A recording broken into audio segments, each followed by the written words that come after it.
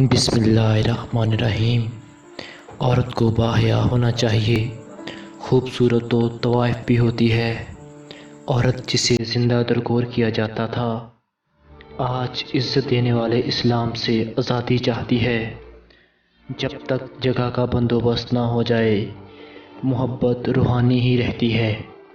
جن مردوں کے ذہن اراں اور فحش ہوں، وہ بال خانوں میں سوکھنے کے لیے لٹکائے گئے کپڑوں میں بھی عورتوں کو ڈھونڈ لیتے ہیں۔ جس نیت سے طوائف پردہ کرتی ہے، اس نیت سے کچھ مرد بھی داڑھی رکھ لیتے ہیں۔ کوٹھے پر صرف عورت کا جسم ہی نہیں، بلکہ مرد کا ایمان بھی بکتا ہے۔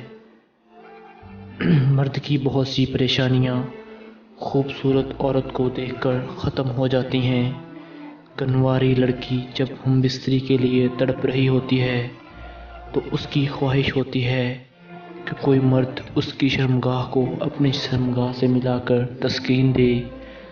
مزید ویڈیوز کے لیے سبسکرائب کریں۔ اللہ حافظ، شکریہ۔